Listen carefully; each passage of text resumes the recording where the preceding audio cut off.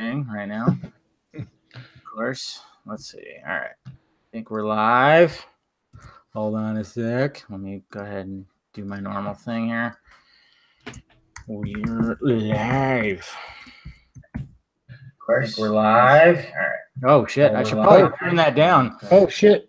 Yeah, there's a lot of things going on right now. Hold on. Whoa. Mute that. Mute that. Oh, shit. Which one am I muting here? Hold on. Sorry. Oh, shit. What's going on right now? Hold on. There's so much going on right now. Hold on. This is like Barry Allen. Hold on. It pretty much is. Yeah. All right. We're good. What's happening, film friends? Dave the Film Junkie here. Sorry about that little mishap in the beginning. I was trying to get everything organized and everything, and it just had too many audios turned on right now. Welcome to the Film Junket podcast, full-on Venom spoiler discussion. And I'm here with my friend, Siike Donnelly. What's going on, Siike? What's up, brother? Thanks for having me. No problem, man.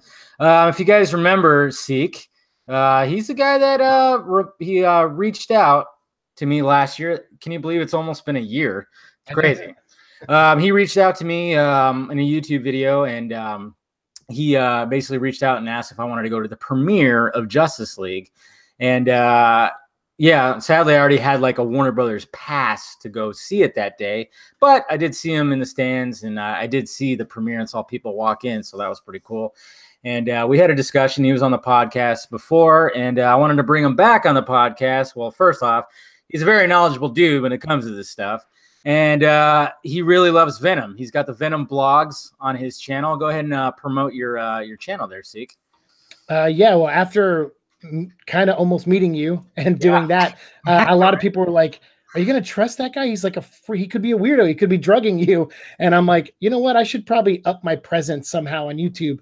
And I like what you do. You're a big DC fan. I'm a big DC fan too. Yeah. And so because you and like Film Gob and some other people kind of already defend the DC universe, I was like, all right, I feel like that's covered, but I feel like Venom's not going to get any love from anybody. And I love the character. So why don't I do a show about Venom?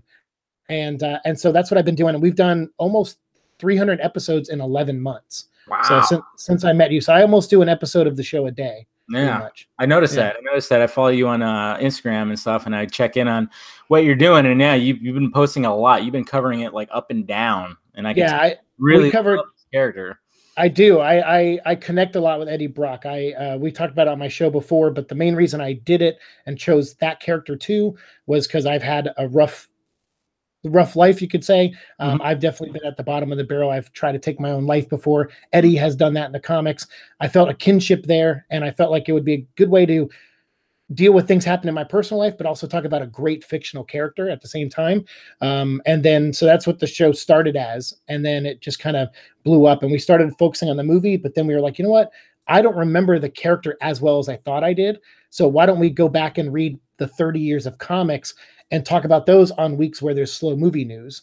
And so we cover the comics and everything. So we were ready for this movie, like everyone who watches my show, and we gained 1,000 subscribers just doing the show. See, and there you go. And I remember, you were talking about how, when YouTube changed their whole thing about, having like 1,000 subscribers and a certain amount of views or something like that. Yeah, like 4,000. You needed 4,000 hours watched and 1,000 views. And when they do demonetize me, I just crossed 1,000 because everybody came to like try to support the show, the Venom show. But then we got demonetized anyway. But then within like 2 months, by doing the show every day, we got those 4,000 hours watched. So it's big. So people saved my ass big time. It's hard work, man. You gotta put it in the hours, man. That's what I try to tell people when they ask me about like YouTube and stuff like that. I mean, I know I'm not huge, but I've been doing this for a while.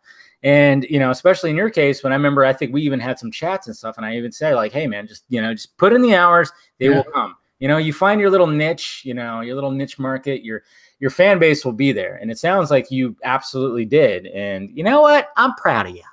Thanks, Dad. Right? But, okay. So you've been covering this, you've been covering Venom. Now the $1,000 question is, what did you think of the movie? You saw it, what, 3 times? Yeah, 3 times in 3 days. Nice. That was not planned. I bought my movie tickets the day they went on sale, which was like 2 or 3 weeks before the movie came out. So I bought my tickets for opening night because I'm like, well, I'm still a small YouTuber. I don't really know anyone at Sony. No one's going to give me tickets to this. I don't expect tickets to this. So why don't I just buy tickets for opening night? And then IGN had a thing where you could go to a screening on Tuesday. Yeah, that's right. You hit me up about that. Yeah. Yeah. And I wasn't sure. It wasn't guaranteed. It was just like it was like, oh, stand in line. Yeah. First come, first serve. But when I got there, I was like number 5 in line. And so it was like, all right, I guess I'm definitely getting in. And then while we were there, not only did Ruben Fleischer show up, but Tom Hardy showed up. What? Oh, man. And I got to not only meet both of them, Tom Hardy watched the entire movie with us. And afterwards, both him and Ruben Fleischer did an intro for my show. So if you watch some of my episodes, you'll see Tom Hardy go, hey, you're watching the Venom vlog, and I'm Tom Hardy. Go look for that right now. My God. See, this is what happens. This is what happens sometimes. I mean, I know you hit me up about that, and I was like, I already got my ticket. I got too much stuff to do, normal life, and, of course, my YouTube life. During the week, it just sucks. And then trying to get out to LA with certain things, it could be a pain in the ass because of traffic and everything, So, but it's just, there was another time too, and it was actually with Justice League that somebody actually invited me to a, not the premiere, but like a test screening. And they didn't know if it was going to be Justice League, and it turns out it was Justice League. And they're like, dude, it was Justice League. Joss Whedon was there. People from Warner Brothers were there. I was like, whoa. I mean, but of course, of course I ended badly, but damn it. You met Tom Hardy, man. Yeah.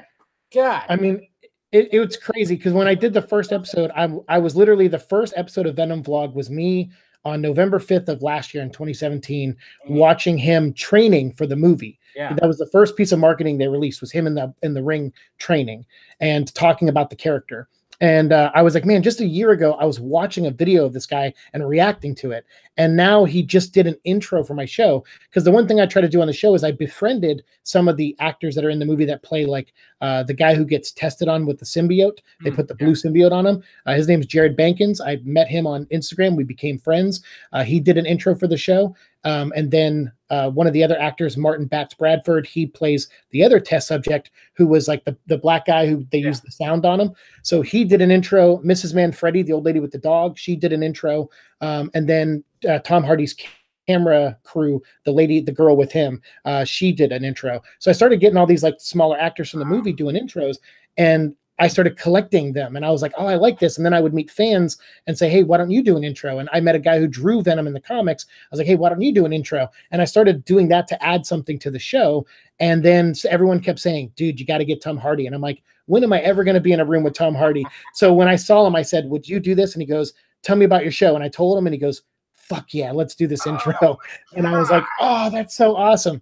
Yeah. And Ruben Fleischer too. Ruben was like, you've done an episode a day for almost a year. He goes, thank you from the bottom of my heart. Thank you for talking about this movie. And then he did an awesome intro for me too. So yeah. Jesus. And all I got was Zack Snyder following me on Vero. Hey, that's awesome though, man. I don't know. No, it is. It is. I'll give it that. I mean, every time I post something on Vero, and he likes it, I'm like, yes, that's all I care about. Sorry, everybody else. Sorry, everybody else. I don't mind that you like, my pictures too. But when Zack Snyder does, I kind of just get giddy. Yeah. But that's so awesome, dude. See, that just shows you right there. I mean, you just, you find something that you care about deeply, that you connect with.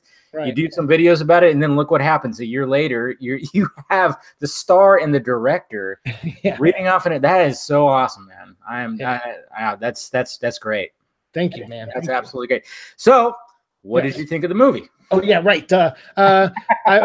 So I would say my overall rating, I gave it because I just posted like a 1-hour review. Wow. And because I figured on the Venom vlog, I'm gonna do I got to do a big review for it. But my overall rating was a 7 out of 10. Okay. It was not a perfect movie. I wasn't expecting it to be. I certainly went in with very low expectations after the reviews. Not that they affect me so much, but I could tell there was a real, it's much like you would talk about all the time on your show with DC stuff. Mm-hmm. It's like sometimes people, like, I'm not a big fan of a lot of the DC movies, but I don't have this like vindictive, I want people fired, I don't have that part of it. And I see a lot of people doing that with Venom, and I was like, wow, this is just like I've always seen on Film Gob or Dave the Film Junkie. Like these guys always talk about that, and now I'm experiencing it. And all I wanted was the movie to do well. So when the movie did well this weekend, I was so happy. Like, I'm so happy that it made the money that it did. But the movie itself, like, I have problems with it, and we'll probably talk about it in this episode. But overall, I had a good time. Like, Tom Hardy did such a good job as Eddie Brock and Venom that the other stuff didn't really matter, because that's who I'm invested in, is that character. Well, I tweeted that out yesterday, actually. Was like, what I noticed when I see people tweeting out the reviews about this movie, whether it's good or bad, they pretty much said the same thing. Like, Hardy, like the dynamic between Brock and Venom, everybody loved it. No matter what, I haven't seen a bad review about Hardy at all. And that whole dynamic between, him and Venom, everybody raves about that, but they all, they talk about the plot being messy, editing being messy, some of the writing's not that great, but overall it's like, that was it. And that, even in my review, I was like, yes, I want this movie to be successful, because those parts I enjoyed so much with Hardy and them, I just did. I mean, I said, in my review, like, for the first 20 minutes, I was kind of bored, I just, the way that they were trying to set everything up, I didn't really dig it. But once, the Venom, once he got the symbiote inside him, and that started, I was like, this is what I want to see more of, and it also seems, with set videos that we saw before, that there was more of that at one point. And I just hope that now with this success, it spawns a sequel, and we're going to see more of that, I hope so too.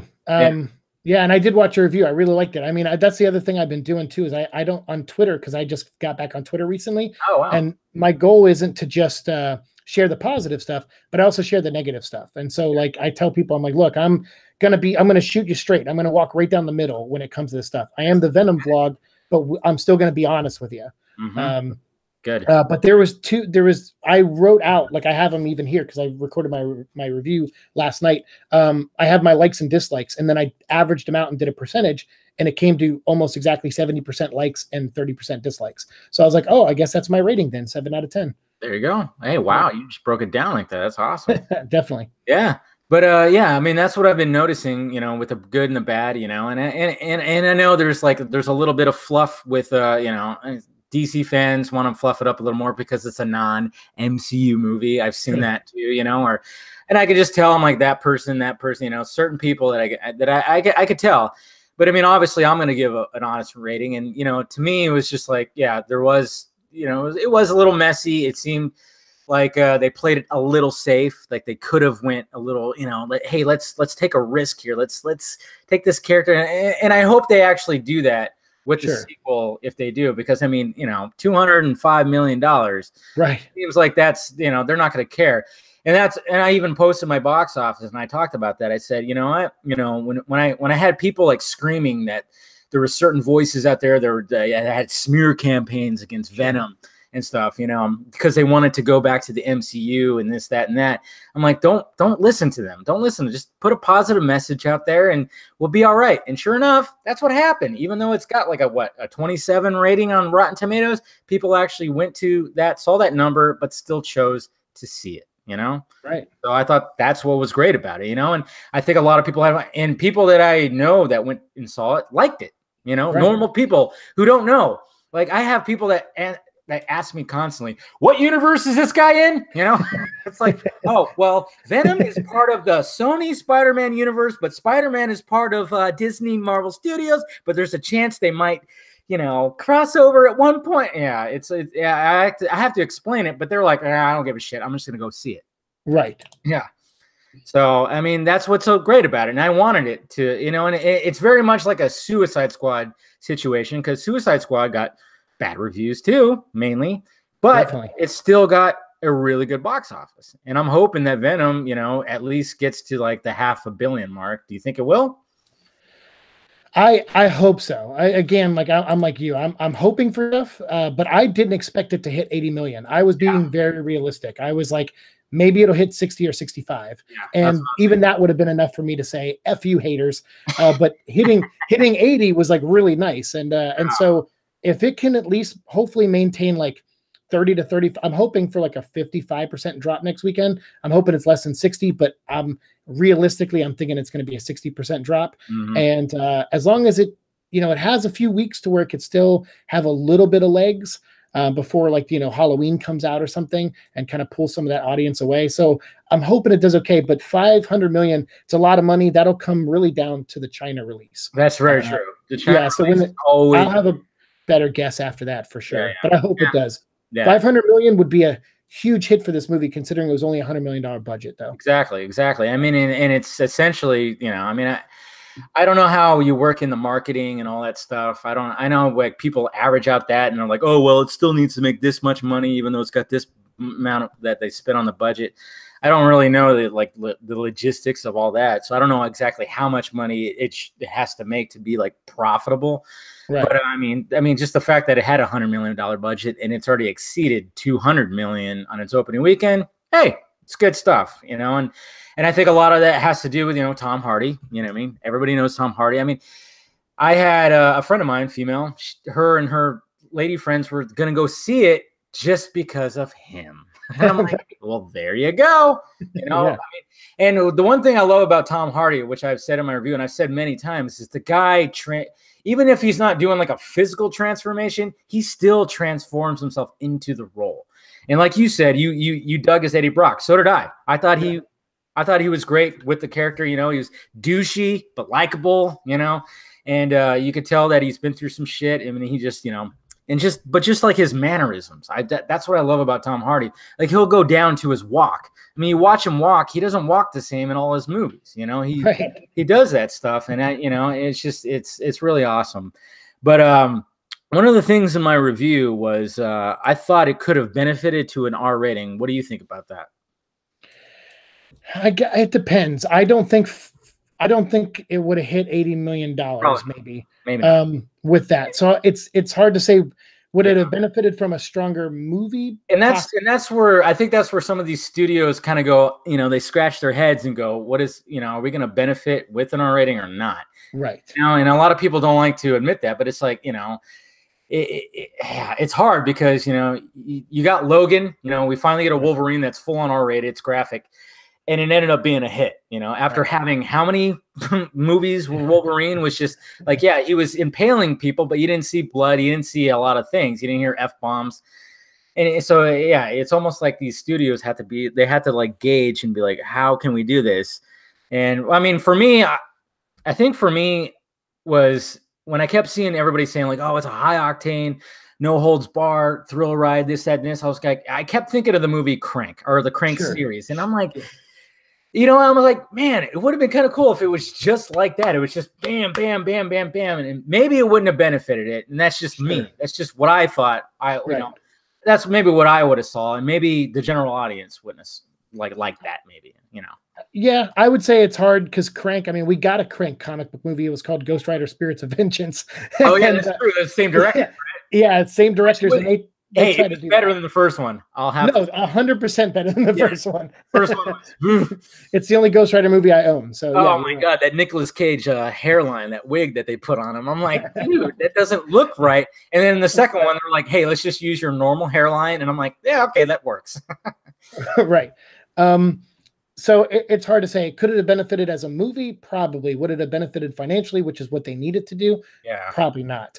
And it sucks to say that. I mean, I think the reason the R-rated thing is, I mean, Ruben Fleischer was right. I got to ask him a question when he showed up at that, that screening.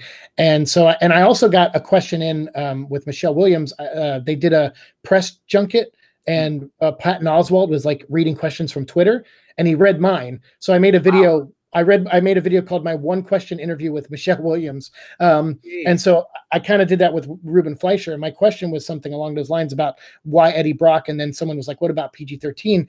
And he said, all of us, he's like, when I was younger, I knew of Venom as a cartoon character in the Spider-Man cartoon. He goes, people sometimes forget when they become adults that they had this stuff when they were kids and they kind of don't want kids to have it now that they're adults. And he goes, and we get very protective of the things we love and we want things to mature with us. And he goes, and maybe it was timing because I think this movie, when it was greenlit, it was after Deadpool and Logan were both huge successes. And then Sony was like, screw it, we're throwing Venom out there. And they went full force in this movie. And that's when it started to go into production. And so I think a lot of us just assumed it was going to be rated R. And even though there was no official word of it. And it was a bummer about that too, because I think all of us got it caught in big websites reporting that it could be R. And so when we heard the PG-13, a lot of us were kind of devastated. That was one. And then even some of the haters used it as extra fuel to hate the movie, of course. Because they're like, well, now it's definitely not going to be good. The thing is, Venom doesn't need to be R, in my opinion. Like Ruben Fleischer said, and like me, my first exposure to him was when I was like 10 years old with the animated series, or 12 years old. So it's not that big of a deal to me. But if you're going to push a movie and you're going to say it's going to be like an anti-comic book movie with an anti-hero, and it's going to have like American Werewolf in London kind of references, and then I assume it's going to be rated R. Yeah. So when it's not, it's like, oh, then you're not giving me the movie you promised, but you definitely gave a movie that financially, at least so far, is successful. Yeah, I mean, I totally understand that, and I mean, I was one of those people that was disappointed too when I heard about like, oh, it's PG-13. Ah, damn it! And I was, because this was one of my most anticipated movies of the year, and when I found out about that, I was like, oh, they could. And then like I said in my review, I felt like it maybe could have, but I mean, you're right about the financial aspect of it, but what I've actually heard from little murmurs in the movie community, specifically in the people who write about stuff, that there actually very well could be an R-rated Blu-ray cut. So yes. I don't know. I mean, who knows? I mean, I know there was, when I look at those set videos, and I even did a video about it, last year, the Venom dance, when we saw Tom Hardy do, like, I did too. Yeah. I hated on it. And then, like, we didn't see a lot of that in the movie. And I know Tom Hardy expressed that was one of his favorite scenes, that, the kind of stuff, the puppeteering, as he's put it. I know a lot of people like took his words out of context a little bit when there's like 40 minutes were taken out or whatever. And it wasn't like that. I mean, I know there's people out there that think there's like a 3-hour cut of Venom, and I'm not sure if that's the case. Right. But I know one of the things that Tom Hardy expressed that he enjoyed was doing that puppeteering stuff. And when you go back and look at those set videos, I'm like, wow, there was a lot of stuff that wasn't in there. And hopefully Sony realizes that's what people enjoyed the most with this movie, is him dealing with this, Right.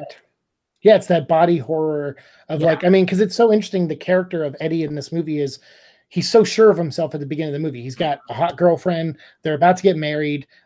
He's kind of like, I'm untouchable. I can go after anybody. He's in denial about the failings he's had in his life in New York. He parks his motorcycle wherever that. What do they call it? The Daily Globe? Which is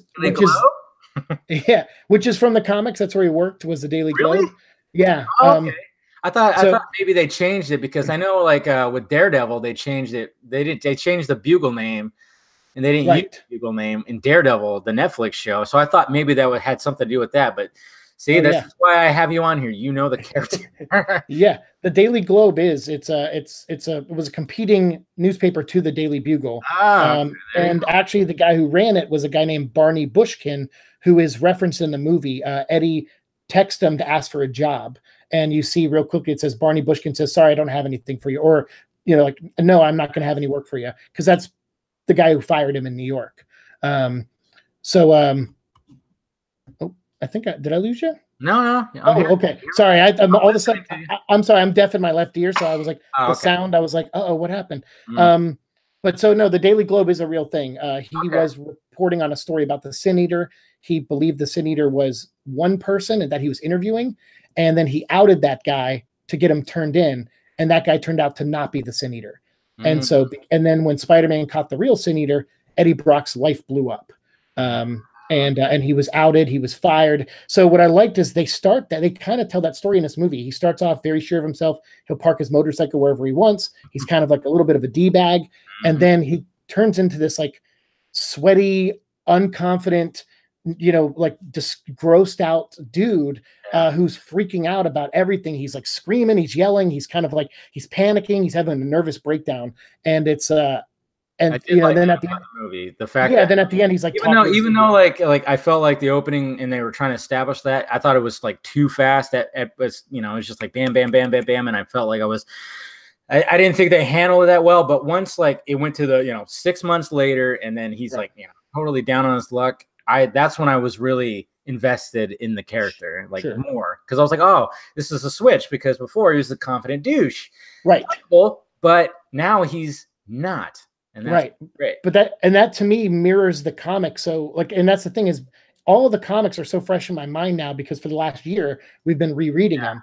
And so, and we've gone on this journey, and I debate it with people in my comments all the time where they'll say, no, Eddie Brock is like a through and through good person. And I'm like, but he wasn't. When he started off, he was willing to kill Mary Jane or scare her just to get at Spider-Man. So this is a guy who does have a broken moral compass. He is kind of a douchebag. When he was a reporter, he kind of was very sure of himself. He kind of, ignored people who were trying to tell him like, hey, be humble. And he's like, F you, I'm on top of the world. I got the story of a lifetime. I'm going to expose a sin eater. So the movie captures that so well. And then you're right, he's not likable in the beginning. And that's what I kind of liked about the movie was like, wow, they're making him unlikable. He broke into his girlfriend's email and ruined her life and his life. Like, that is not a good person. And they weren't afraid to do that in the movie. And I like that because then you see him at the bottom, like his life. It's so funny. When he's sitting in that studio apartment, that's a lot like the one I lived in 2 years ago. And I had hardwood floors. I would use a toaster oven to heat up tater tots. I meditated in my pajama pants. And it was just so funny to watch this movie and go, who the hell's following me around with a camera? Right. Somebody just like tapped into your life there. Yeah, it was weird, but it made me. Are you hearing a voice in your head right now? Yeah, right. Always. Multiple? But, yeah, just the one. He's just the one. Okay, good. Yeah. And so watching that movie, it was like I instantly connected with him. But I noticed a lot of people said that in their reviews. They said the first 20 minutes it bored me and I didn't like Eddie Brock. And I'm like, yeah, but that's intentional. Like that's that's the thing. I was bored with the first 20 minutes, but I still was digging the character. Like, I'm like, oh, he's a douche, but he's a likable douche. And I think it's because I just I have like Tom Hardy. I'm just I can't. It's just hard to hate anything that he's in. Yeah. When I heard that he was casting this character, I'm like, perfect. I'm set 100%. Speaking of like stories that they were like referencing in the movie, I'm guessing that they were kind of referencing the planet of symbiotes in this movie, right? Yes. Yes, because of what Venom said. He was speaking of his planet and the certain like patriarchy of the planet of the symbiotes, right? Yes, exactly. And I actually have it right here. There you go. Got it ready. Look at that. This book, I was surprised they mentioned it for the plot of this movie because I thought Lethal Protectors made the most sense because that's like the most iconic Venom story. This one I feel like is one that kind of got ignored because it happened during the Spider-Man clone saga. So I don't think a lot of people really read it. So this is something we actually talk about on my show a lot because after we reread it with the current Venom comic books, Donny Cates, he does things in those comics that kind of retcon things that were established in this book. And I think he kind of gets away with it because a lot of people didn't read Planet of the Symbiotes. So I was glad that they re-released it for this movie because, then now people can read and see what the real story is there. And in this book, it is about that. It's about a group of symbiotes that crash land on Earth and they go and find hosts and they steal like human technology and build a Stargate out in the woods north of New York City. And it's connected to a Stargate on Clintar. And the goal is to activate both sides and bring an army of Clintar in to invade. So it's not that much different than Riot's plan. Even though Riot's not the one in the comic to pull that plan off, it is a lot like his plan. Okay. See, yeah. And I mean, when he was explaining all that, I was like, that's where I kind of went, they could really play with that. They could really go somewhere with that. And I'm like, And I started thinking about like, that whole, when he was talking about, essentially like his species and how there's a ton of them and stuff like that. And I'm like, I wonder if they will tap into that in the sequel. Let's hope. Sure. Yeah. So hopefully they do that. But I mean, I know like a lot of people have problems with the fact that the true genuine like Venom horror story, origin story was of course with Spider-Man, of course symbiote with the spaceship and Spider-Man gets first and that whole thing, and then Eddie eventually gets it. Did you feel that they did a good job doing an origin story without having Spider-Man? Yeah, actually. So when I started the show, I was with everybody else. I was against the fact that they were doing Venom without Spider-Man Okay. because my initial reaction was like everybody else's. I think everybody thought that, yeah. Yeah, we're like, you can't do it. But then after we actually read the comics and went through the comics on my show, you know, I'm a writer myself. I, you know, not only in comic books, but I just wrote a TV pilot recently that I'm hoping sells. So it's like I really analyze things from an editor and a writing standpoint. And so I said, you know what we should do that a lot of other YouTubers don't do to make this show stand out? We should really analyze what makes Eddie Brock a character, what motivates him, and how could you do this story without Spider-Man? And what we came to was the motivation. So Eddie Brock in the comics, he blames Spider-Man for ruining his life, even though it's decisions Eddie Brock made. Like Eddie Brock chose to write and not check his sources about the Sin Eater. He got exposed. It ruined his life. People are doing hashtag, you know, fire Eddie Brock. You know, that I always think of Eddie Brock as a modern day character, and he seems like someone that everyone on social media would try to get fired from his job for screwing up. And that makes him a really relatable character to me, because it's very now. In this day and age, yeah. Right. Right. And people are like, fire the guy, fire the guy. Mm-hmm. So I thought that would have been a cool marketing thing to get people to be involved in firing Eddie before the movie comes out. So maybe they'll do something like that with the second one. But I liked in the movie, they have Anne say that. She said, you know, you blame everyone else for your problems, Carlton Drake, me, everyone else, but you're the one who chose to hack into my email. You're the one who decided to do this. All of this happened because of you. And there's a line, Spider-Man says that to Venom in the comic books. He's like, it's not me. I'm not the one you hate. The suit maybe hates me because I rejected it, but you did you, Eddie, and you did you wrong. So in this movie, what motivates Eddie is that him and the suit have to hate the same thing, right? So in the comics, it's Spider-Man, but in this movie, it's Carlton Drake and Riot. And so they have common enemies. All you need for Eddie Brock to be functional and be a character and be accurate to the comics is you need his life ruined, and you need to see him try to bounce back. And this movie does that also, again, without Spider-Man. They just replaced Spider-Man with Carlton Drake and then put Riot in there. And to me, it's no different than what actually makes him a character. So him being a Spider-Man villain and getting his powers from Spider-Man, that defines elements of him, but it doesn't define the actual character of Eddie Brock or Venom. And so that's easily replaceable. So I think the movie actually did do a good job in telling the story without Spider-Man because they focused on his motivation and they got it right as far as I'm concerned. Oh, there you go. See, this is why I wanted to talk to you about this, man. Because I mean, yeah, like I said, there's a lot of people that had a problem with that, and like right at first was like, even I thought, I was like, wait a minute, how do you have this without Spider-Man? Sure. And you know, but then I was like, you know what, I'm game because I want to see how they pull it off. And you know, I mean, I thought they actually did a good job with it. I mean, I was like, you know, I didn't sit there going, Jesus, this needs Spider-Man. I didn't think that at all when I was watching the movie. But when you break it down like that, it does make sense that, you know, it's all Eddie that's, you know, it's his fault, you know, the fact that he hated Spider-Man so much. But then they were like, hey, let's shift that to Drake over here. That's what his name was, Drake? Yeah. Yeah. Okay. I was like, I can't remember that guy's name. Did you feel that he was a pretty strong villain in the movie? I mean, I love Riz Ahmed, but I felt like he was kind of weak until the Riot stuff started happening. I actually didn't really like him as a villain either, to be honest with you. And I actually thought he got weaker with Riot. Oh, really? Yeah, I didn't find Riot that compelling of a villain either. They ran into a problem with Riot that I think was easily avoidable, but I guess they decided to cut corners, or maybe it's in the editing, maybe it's stuff that got cut out. But my thing with Riot was in the first half of the movie was just, all right, we have this really powerful villain and we got to do something with him for the first hour so we can focus on Eddie. So, all right, he takes 6 months to get from Malaysia to San Francisco in the body of an old lady. And he switches from he switches from a young lady to an older lady, but stays in the older lady for 6 months. Yeah. You know, so it's like, and then he switches from the old lady to a little girl. So I'm like, what's the logic in his choosing of hosts? Yeah. Because they're inconsistent. And then also, from a motivational standpoint, I know at the end they kind of crammed his whole like, oh, he's a team leader and he needs to lead an invasion. That's his whole. It's like all that comes in the last 20 minutes, and I'm like, no, that stuff you need to flesh out throughout the movie. Exactly. And also the biggest waste to me for this movie was powers. Riot, they established really early on that he has a power to where all the other symbiotes, it's like a process to transfer bodies.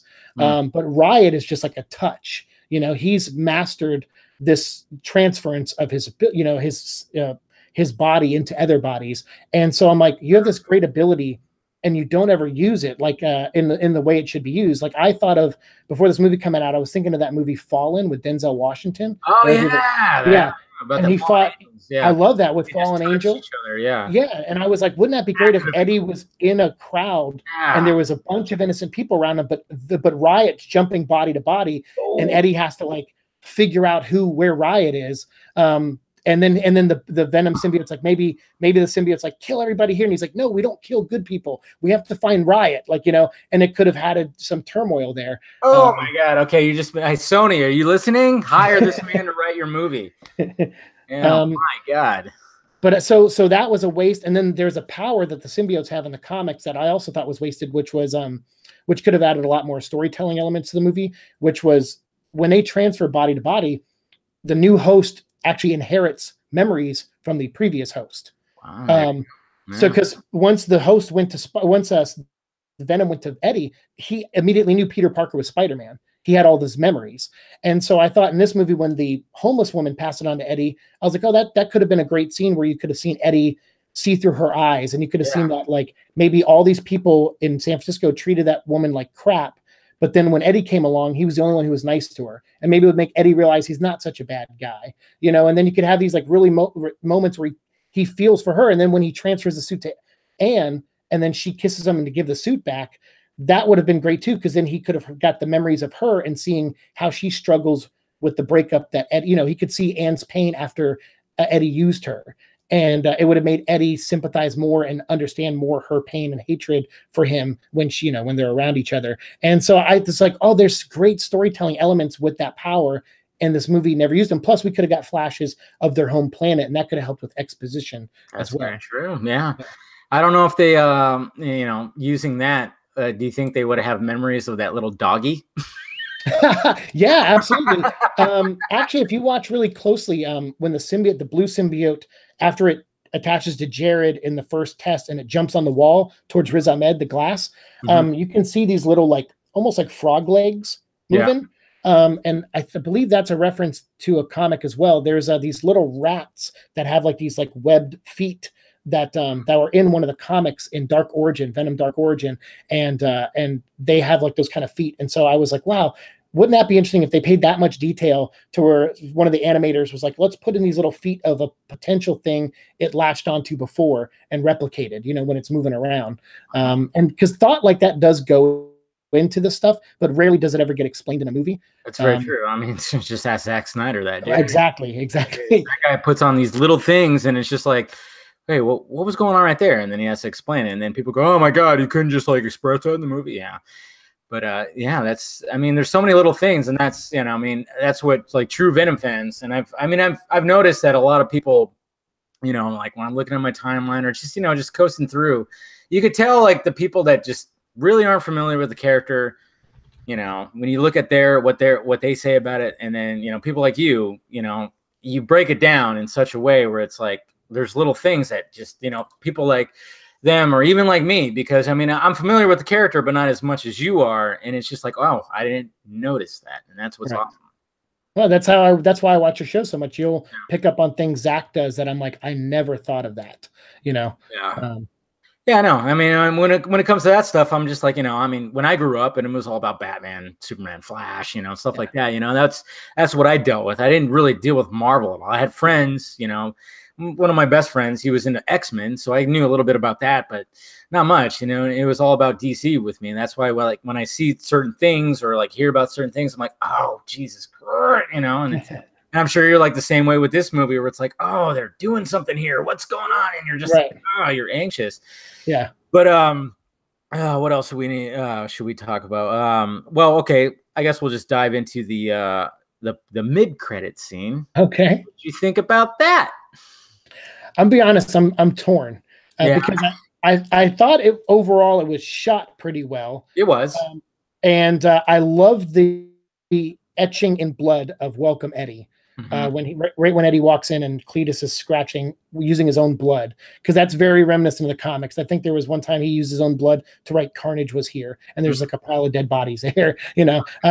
So I like that. I think overall I like the actor playing Cletus Cassidy. Of course, who doesn't love Woody Harrelson, man? Sure, and I always kind of saw, if he's going to be older, that he's kind of like a Hannibal Lecter type to Eddie's, you know, very much look like that. Right. And so I was like, all right, I'm kind of digging the vibe here. Of course, I had minor issues with the wig. I think I was like, why is he wearing a carrot top wig? Okay. Yeah, I get it. That's I mean, Cletus Cassidy's hair is wild and red. Yeah, it is. I 100% get it. I know Woody Harrelson's bald, so there's no way around the wig. But that I was like, okay, I'm not feeling the wig too much. But the biggest thing that made me kind of, you know, cringe, I know why it's there, because it's for the masses. It's not for guys like me. But I really hate in movies where they're just really on the nose. When he goes, when I get out of here, it's going to be carnage. I'm like, don't end on that note. Thank you. Thank you. Okay.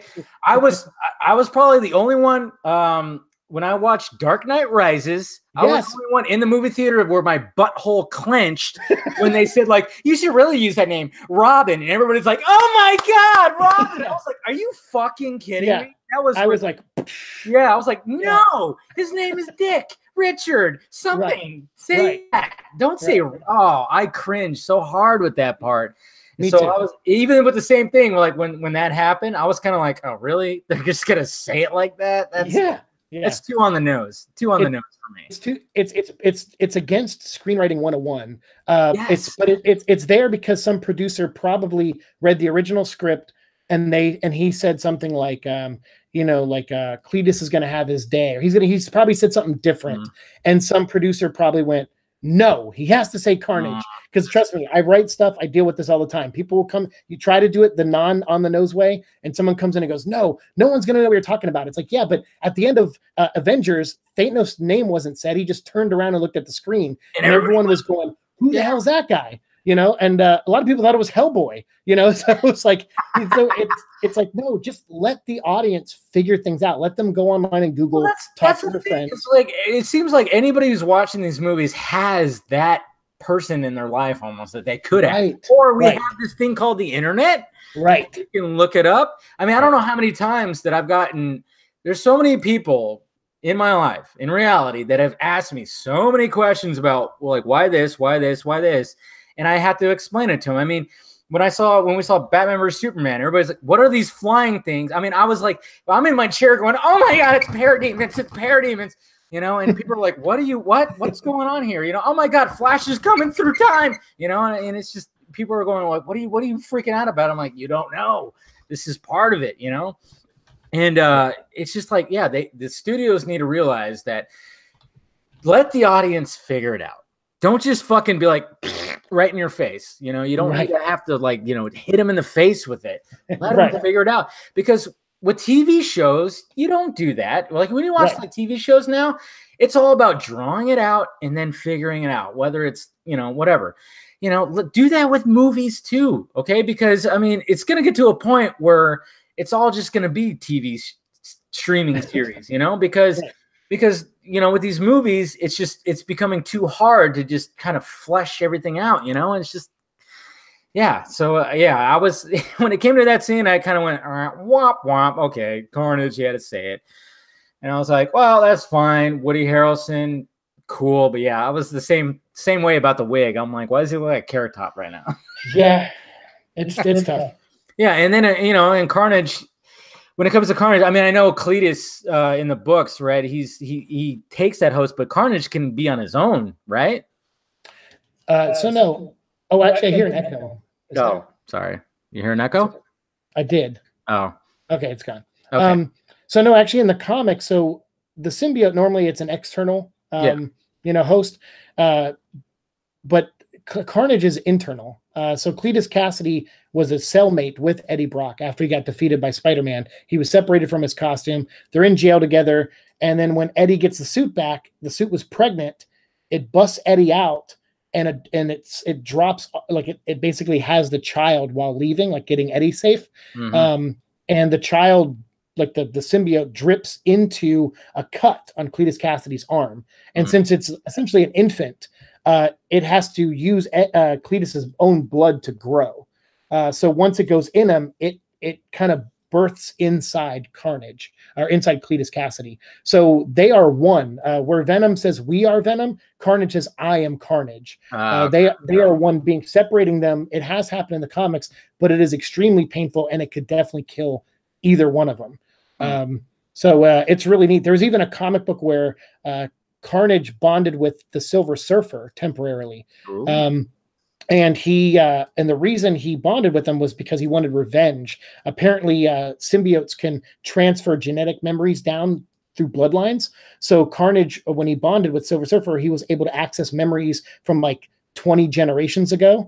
And he saw that Silver Surfer, there was a planet that the Clintars had taken over, like, completely. And they bonded with everyone on that planet. And then Galactus showed up to eat it. And Silver Surfer forfeited that planet because he saw the Clintars. He's like, oh, I don't want these things I don't care. Let Galactus eat them. And so he chose that planet to die, and Galactus ate it. So Carnage wanted revenge on Silver Surfer. So, but then even then it still couldn't live on Silver Surfer very long because it needed to go back to Cletus. So yeah, they're one being essentially. God, there's just so much. There's so much mythos to these characters. There is. Like to try to capture that in a 2-hour movie, it's so difficult. And that's what I always talk about too, is like try to capture all that in 2 hours. I mean, that's what I love most about Snyder is like he tries to draw it out, tries to draw these characters out, whether it be Watchmen, whether it be, the Justice League or whatever, all those characters, it's a difficult task because there's so much mythos. There's like decades.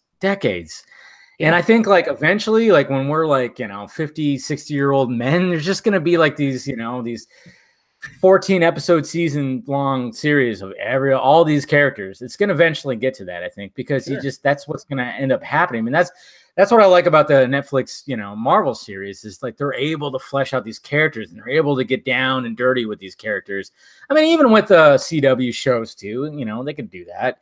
With the Flash and Arrow and stuff like that. But I mean, when it comes to dark and gritty, obviously we go to Netflix. But I mean, I'm just waiting for the day where like they just flat out go to that because I want to see. After I watched Daredevil, the first season of Daredevil, I'm like, I want to see a Batman of this. Right. Obviously, that's my all-time favorite character. Sure. I want to see a drawn-out, Batman year one like this. That'd be great. And I mean, and I remember going back. I went back and reread year one. I'm like, there's just so much here that you could get out there. This noir, this, and I know Matt Reeves is going to do his thing eventually, which I don't know what that's going to end up, being like. I mean, I think it's going to be something spectacular, but it's just, there's just so much mythos to these characters. I mean, and even a character that like Venom is, who's actually a character from another character. That they could take this character that was, a villain that started from this main character and just bring so much mythos to it. And that's what's awesome. So I got to ask you this though, because I always wonder about this when it comes to movies, you watch it for the first time, you have a first, an expectation, I guess you could say. And then you watch it again and you enjoy it the second time. Do you enjoy it? Did you enjoy it with rewatch? Yeah, it was weird because the more I thought about it, I was like, oh man, when I see it a second time and a third time, am I just going to hate it? Like, is it going to fall apart for me? I was surprised to see this both the second and third viewing. This is something I talk about in my review too, was seeing it 3 days in a row. I found it was I liked the same things I liked and I disliked the same things I disliked, but I liked the things I liked more and I hated things I hated more. So I was still on that even scale. They all went up, but it was still the same things. Okay. So, and I noticed a lot more. And there was after my first viewing, I was like, oh, I have questions. Like, what happened to this one symbiote? I don't remember what happened to it. I don't remember what happened to this one character. And so my second viewing, I was like, more like, all right, I'm going to study it now. I'm going to, not take notes because we were in a screening. I couldn't pull up my phone or anything, but I was like, I'll just try to remember the best I can. And I'll just look for those answers to those questions I had the first viewing. So then the third viewing was fun because it was just like, all right, now just have fun again. Don't pay attention to so much. So no, I ended up, I was consistent. I still liked the same things I liked, and I still disliked the same things I disliked after all 3 viewings. There you go. I'm looking forward to seeing it again, just to see how I react to the rewatch, because, certain movies, you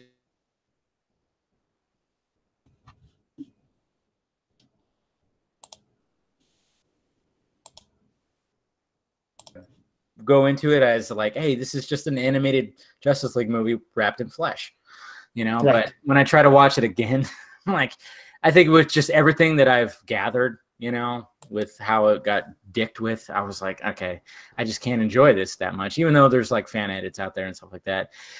But yeah, I think that's pretty much all I wanted to talk about with Venom, unless there was anything else you wanted to discuss about it. I mean, no, we can talk about other things. So I know you got other things you're interested in, but I if anyone wants to see my full review, like I said, it's like 50 minutes long. I tried. I was like, just keep it at 30 minutes, but then I was like, you know what? People who watch the show, they really want me to dive in. Yeah. So it is a long review, but it's, you know, it's easy to listen to as a podcast. You got to break it down. Yeah, go to his channel. I mean, he got an intro from Tom Hardy. Nice. Go see that. I'm gonna go find that, and then I want to watch that. That's on my it's episode 290. It's my first impression, so no spoilers. Okay. So if you haven't seen the movie, that's an easy video to watch, like 6 minutes long. There you go. Well, hopefully these people that are watching have seen the movie, because we kind of busted it open here. What do you have hopes for the sequel? I guess that would be the last thing. I mean, I guess we kind of talked about that. Carnage, obviously. Yeah. More. I'm sure it'll be Carnage. Venom. I would like.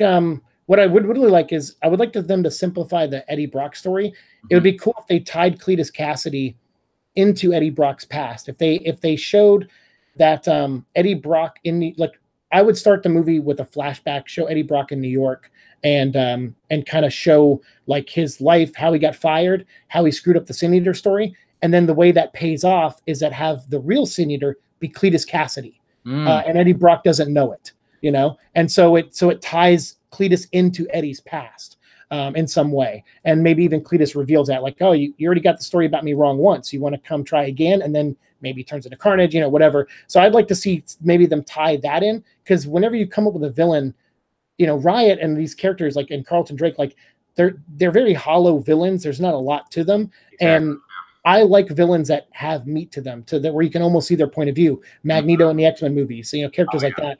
So it's like, do something like that. Tie him to Eddie somehow. Don't make him just some random interview Eddie's getting. Reveal new things about their past that connect them somehow.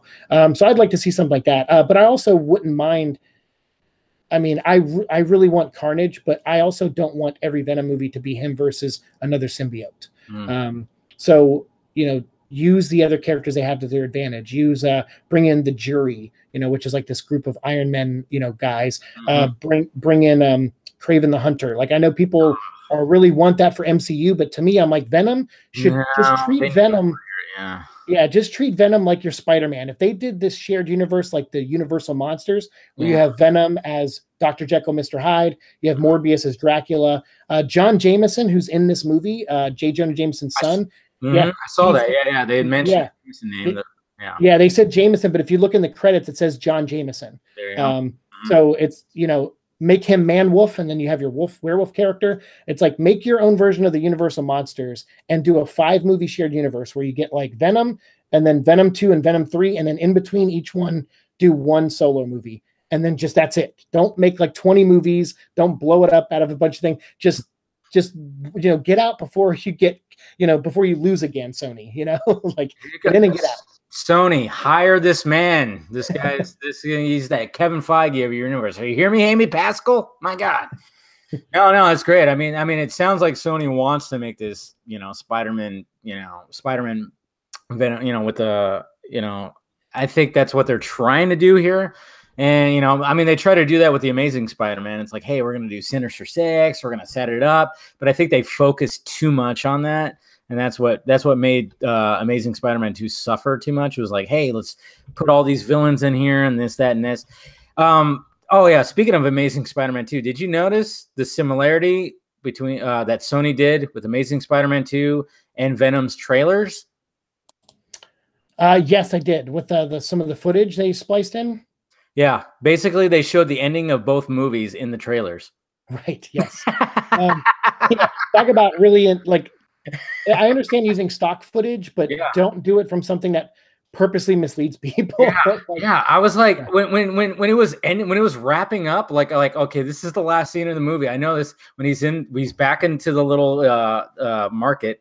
that he knows what's her name. And then I'm like, oh man, really? They're gonna show this is gonna be the last scene of the movie. They showed this in the trailer, just like Amazing Spider-Man 2. They showed him like, you know, like taking that the manhole lid and, you know, wielding at Rhino. I'm like, it's the same thing. I'm like, what are you doing, Sony? You're showing the last frame of the movie in the trailers. What are you doing? They even show some of the mid-credit scene in the trailer. Yes. Yeah. like, what do you guys like? Man. You have a whole 2-hour movie. Use other footage. Yeah, there's so much there. What are you doing? I was like, I immediately thought of that, and I was starting to like ask certain people that I was talking to. I'm like, did you notice that they used that? I'm like, the same thing with Amazing Spider-Man 2. Stop doing that. Don't show the ending to your movie. But yeah, that's great. That's great. I'm gonna, like I said, go visit Siike's channel. Go ahead and promote your channel again. Oh yeah, it's just the Venom vlog, but it's under my name as Siike Donnelly, Siike Donnelly. So it's youtube.com/Siike Donnelly. Seek his channel and you will find it. Let's talk about some other stuff out there. What do you think? What's your takes on Aquaman, since that's the other CBM that's going to be coming out this year? I'll be honest with you. I 100% hate that character. Really? Like, yeah, like a lot of people do. Yeah, but I'm not gonna say, like, I've read really good Aquaman stories. Oh yeah. And I had a friend in Orlando, Florida, who is the biggest Aquaman fan ever. He has every collectible of Aquaman ever. Okay. And so having him in my life has definitely changed my perspective on the character. There was even a time I pitched a DC story about Aquaman, which I felt really shitty writing because I wasn't in love with the character. But I was like, whatever, you got to start somewhere, and I'll write Aquaman. I could do a good job. I was, like someone really trying. But I could say, if I look back on that story now, I'm like, I can see why it wasn't made, because I wasn't as good back then as I try to be now. But the movie, though, is Jason. Like, I can't think of a better way to make someone interested in Aquaman. Yeah. So for me, watching that new trailer, I was like, this is neat because it's a little bit of like Indiana Jones. Mm-hmm. It's a little bit of like I mean, I don't know. It's like it has like this great mythology, like Thor, Black Panther, but it's underwater, so it's a new setting. Mm-hmm. It's got brother versus brother. It's got like Greek tragedy in it. There's all these things that I'm like, it's intrigued me. Like, I'm not 100% like I want to go see it, but the fact that I'm like, you know what, I'm probably going to go see it, that is a huge win for me. Mm-hmm. And a testament to that trailer, because when I saw that, and I even watched your reaction on it, I was like, there's no other way they could make me want to go see this movie, so I better just go see this movie because it looks like fun. And Black Manta looks awesome, dude. Like, and he makes me want to go see it just for Black Manta. Mm-hmm. Yeah. The way that they concentrated on that costume, my God. I mean, the costume design in this movie is it's spectacular. And then when I was watching it, I was like, yes, this is going to be cool. I mean, I've even talked to people who weren't really, they liked the shots, but they didn't like the arrangement of the trailers. And I could see that. It's like, both trailers is like, hey, my parents this, my parents that. And then it just kind of hey, cool shot. But I'm like, I'm just looking at those cool shots, and I'm going, James Wan, this movie. And then when that one shot started showing up, I just, you see my reaction in there. Right, I just kind of go like, oh my God, because I'm a sucker for one shots. I mean, me too. I mean, just the fact to pull that off is the difficulty to pull that off. Right. And to make it look flawless, to make it just be seamless.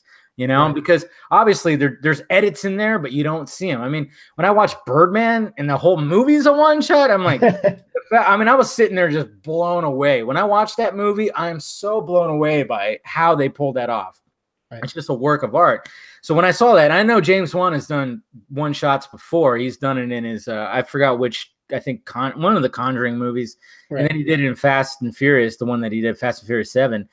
He did one shot, and it's just like, just throw that talent out there. I know there's certain people that think that he's being manipulated by Warner Brothers because there's some bright colors. I'm like, it's fucking Aquaman. It's Aquaman, dude. I mean, I get it. Like Snyder showed a version of Aquaman, but what's funny is because from the information I've gathered, it's like we still have a little bit of that Aquaman. There's still going to be a little bit of alcoholism in that character, but they're not going to show it in a trailer. Sure. They're not. Sure. Why are they going to show? I mean, I mean, I guess with the Justice League trailer, the first ones, they kind of showed that where he's like, he takes a big drink, but that was like, there was something about that shot where he's like walking out on the dock where the waves are crashing and he takes a big drink in slow motion. Yeah. Wave consumes him. It worked, but they're not going to fucking just show him downing a bottle of Jim Beam, and Beam in the trailer. They still want to sell it to fucking kids and stuff like that. But according to what I heard, he's still got that little edge to him that was supposed to be in Justice League. So, I mean, yeah, when I watched that trailer, I mean, it's gorgeous. There's so much stuff that's going on with that character, and I know like they're taking heavily from Johns' New 52 Aquaman, right? And and I know that there's some people that don't like that because they, some of the stuff that was heard about John and stuff like that. But it's like, but still, it's a comic book writer. He's a comic book writer. We want some accuracy with these movies, pulling in it. And when you see Jason Momoa in the authentic Aquaman suit, it's like you can't help but be like, there it is, ripped straight out of the comic books. Right. Well, for me, I remember like the first real moment where I gave Aquaman a chance outside the comics. Because I remember reading some of the Peter David run, and I really liked that. And some of the, I think it was like after the Crisis on Infinite Earths, that's when I got into comics, was like the late 80s. Yeah. And it was during Batman Year One and the death of Jason Todd and all that, and the George Perez Wonder Woman. And so when I got into Aquaman around that time, like after a couple years when they re-released him, I was like, oh, this is neat, but it's not pulling me in. But once the Justice League cartoon came out and they did that episode where his brother straps him to a rock under the water and it's heading towards lava and it's his son, like right next to him. And he has to cut off his own hand to save his baby. I'm like, this dude is the baddest mother effer I've ever seen. And, that made me realize this guy can really be cool and this guy can work. You just need to give him a little bit of an edge. And I think Jason Momoa is the perfect casting for that, which I guess obviously we can thank, Zack Snyder for, because at first I was like, I'm not sure about this guy. I don't know him. I haven't watched Game of Thrones. I know none of his work. So my first exposure to him was as Aquaman. And in Justice League, I was like, no, this guy works. Like he's the only way that's going to make me like Aquaman. So yeah, I'm definitely intrigued. The only thing the movie has against it for me is that I'll probably see it opening weekend, but it'll probably be like Sunday because I'm a huge Transformer fan. That precedes my love of comics. Yeah. So I will probably see Bumblebee first. Oh, so you're digging Bumblebee right now? That trailer is like the kind of movie I would have loved to see when I was like 10 years old. As a Transformer fan. They are really trying to tap into people who love like Iron Giant, right. Stuff like that. I mean, they I think somebody was like, hey, we're like when they pitched the Bumblebee movie, they were like, hey, just imagine Iron Giant. And they were like, you know what? Maybe yes. Okay, there you go. Greenlit. Right. Yeah. I totally understand that. I mean, I was a Transformers fan, but not like I wasn't huge on them, but I could totally gather that, especially, and I even said this in my trailer reaction to the last trailer, I think, where I was like, it's a nice little break from Michael Bay's like madness, as much as he's like taken that franchise and made it just billions and billions of dollars, but it's just nice that someone's like, hey, let's take one of the characters, we're gonna put it right here, we're gonna bring some heart to it, more heart to it. And that's what I liked about it. It's just a break from the Michael Bay madness, which I think that's what essentially he wanted. He was like, I'm done. Somebody else take the reins. And then I think that's what whoever owns it, Paramount, Universal. Right. Who? Universal. For Transformers, it is Paramount and in conjunction with Hasbro. Okay. Hasbro Films now. Yeah, so I think they just wanted like, hey, let's have a little break from the norm. Let's make something a little more contained, smaller story, half the budget. And I think they're gonna nail it. Honestly, I mean, I've seen nothing but buzz for that movie, but of course, a lot of people are like, well, what about Aquaman? That's one of the things I don't understand about the Christmas, the Christmas season when they release like 6 movies, around that weekend. I'm like, what do you do? Why? I don't understand that. Why are you competing for this? Exactly. Yeah. I'm like, what's going on? I'm like, do you really think that people are just rushing out to the movies on Christmas? Right. I never really understood that.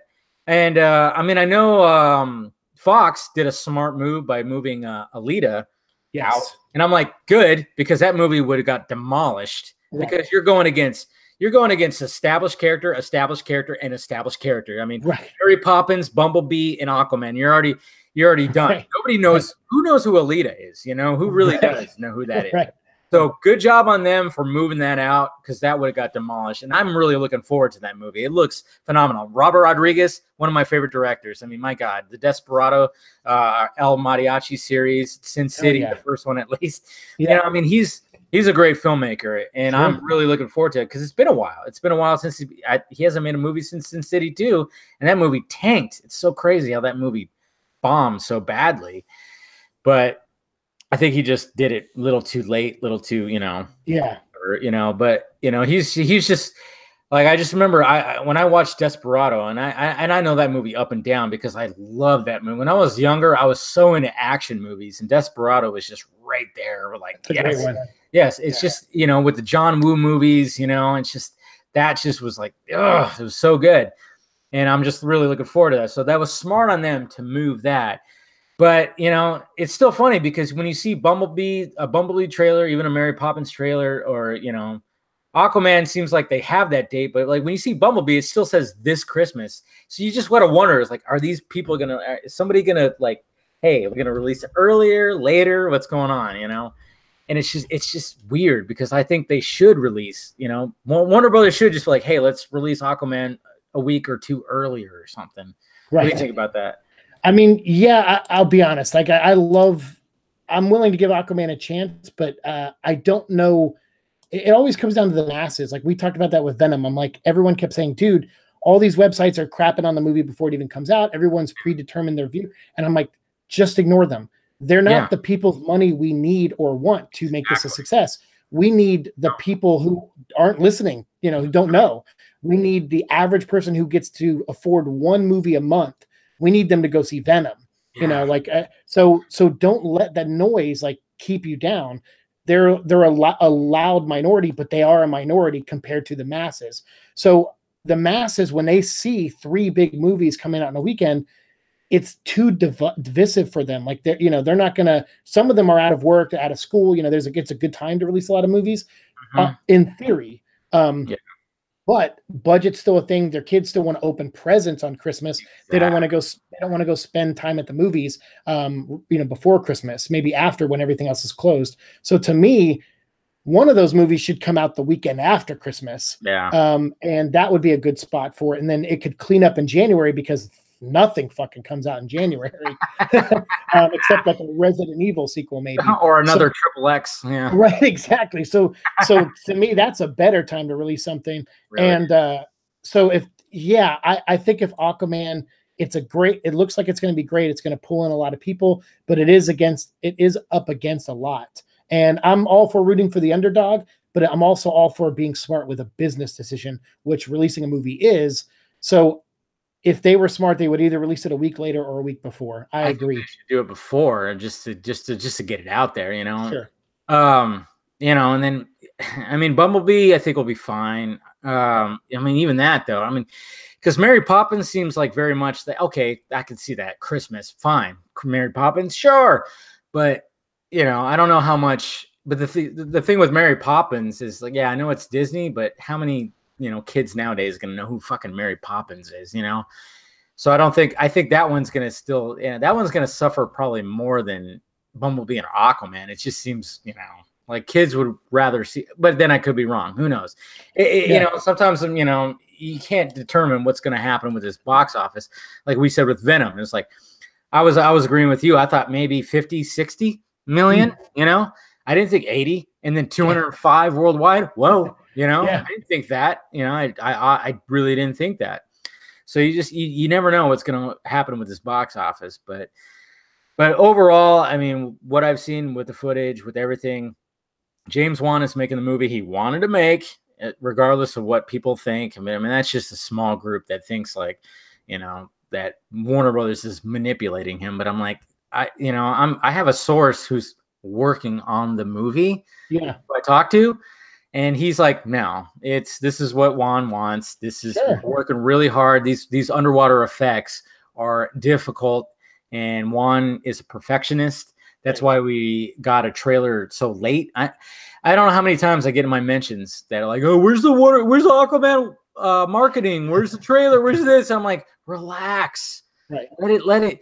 You know, the marketing is not going to kick into gear till November. Okay, Right. Probably mid-November to the end of November. You know, it's not going to kick in, and you know, let them like freak. I mean, we're dealing with an underwater world here. Okay, Right. Which is something new and unique.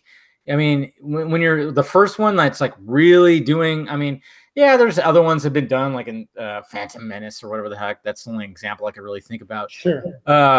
You know, you really got to take your time, especially with like a lot of things that are happening in this movie. I mean, there's going to be battles happening underwater, like full on battles going on.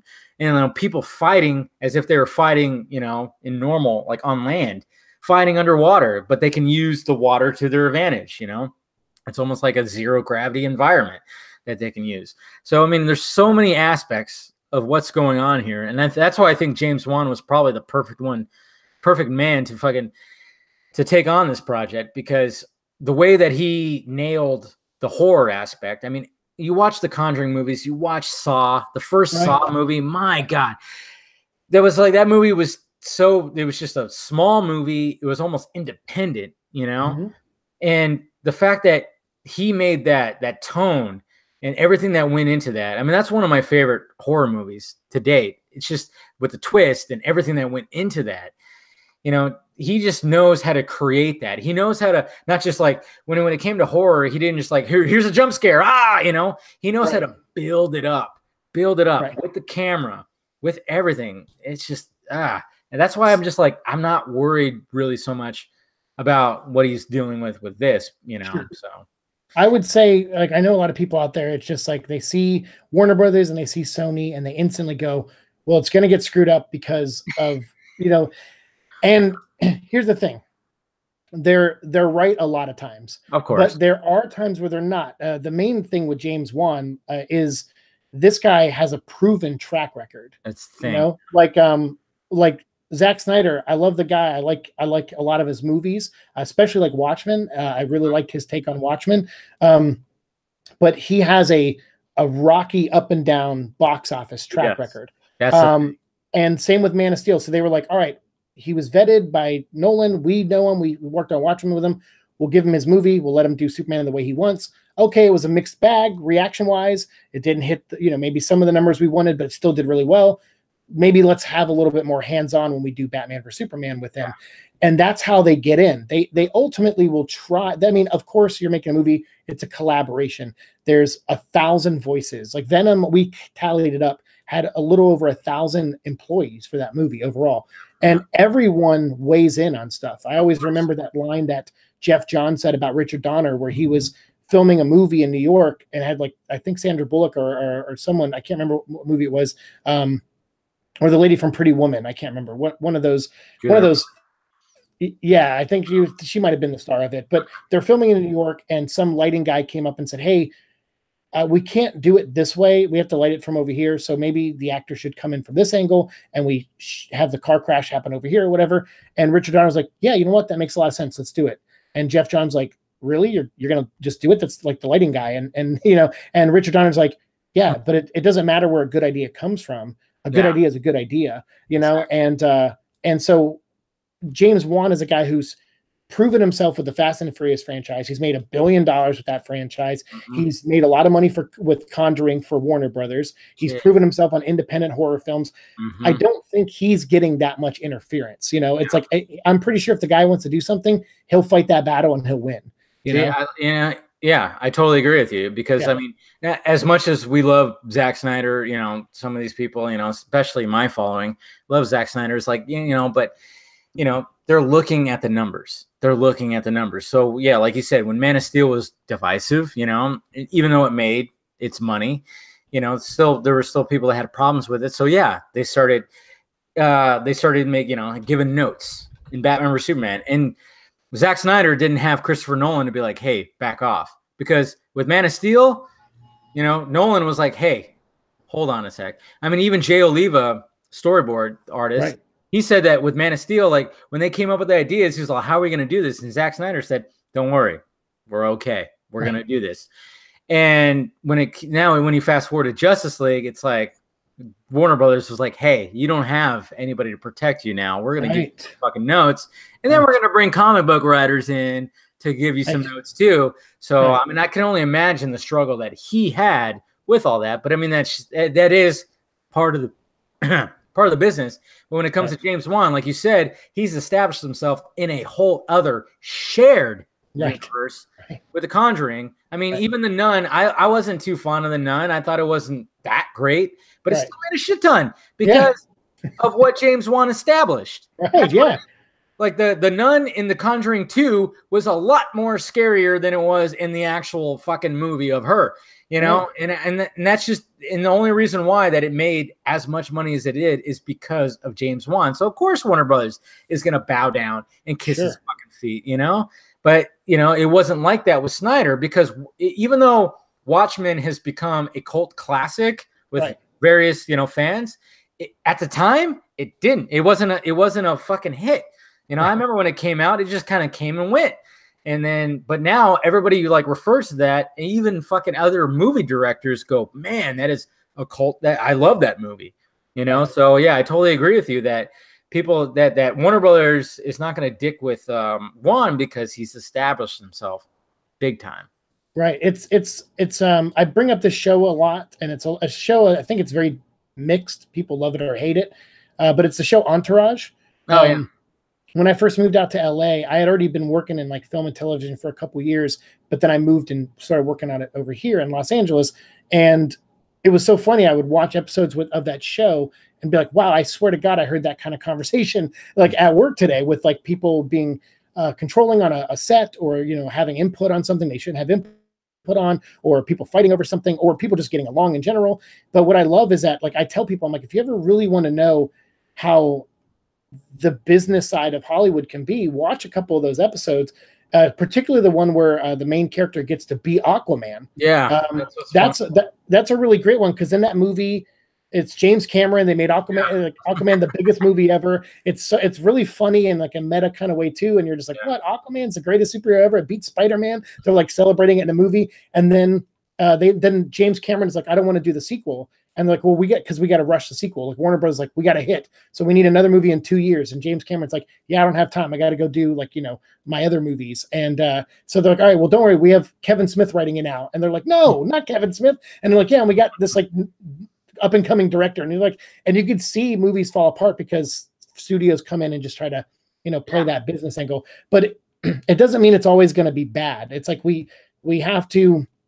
The reason Hollywood is still in business and still making money is because sometimes the things they do just work. The methods they have work. There are a lot of things that suck about Hollywood, and there's a lot of things that change constantly about Hollywood, in a good way, and some in a bad way. But just because, like, I see people all the time, like I said, I love DC characters, but I'm not like on the level of you as far as like defending some of the movies too, or I don't see the movies the way other people do. But I also don't agree with the vitriol, because I think it's cheap shots and it's not fair, and I think every movie deserves a fair chance. So to me, like with Aquaman, I just hope it does well, and I hope this James Wan is the right guy to make it. I think with him taking Momoa, I can't think of any. Like, someone was like, who else would you get to direct Aquaman? I go, nobody. Like, who the hell else should? Nobody. Like, James Wan's the perfect candidate. He's proven himself in every facet of Hollywood,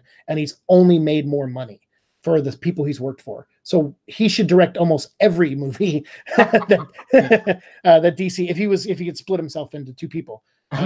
For fuck's sake, I mean, the guy had to, when he made the Furious 7, he had to deal with the Paul Walker dying. He had to do that, and the fucker made me cry at the end of that movie. Right. With that whole little send off. Yep. I mean, it's like, the way that they did that and the way that they had to do that, I was like, I remember just when the movie was over, me and my buddy were like choked up, like, wow, that was some deep shit right there. The way that he did it. I mean, can you imagine being a director and your main character, the actor, dies? Like, what do you of a franchise? You're doing the 7th movie. How the hell are you going to pull that off? What are you going to do? Are you just going to kill him off, or just going to that? And they didn't want to kill him off, so they did a little send off, and it was beautiful. It was absolutely beautiful.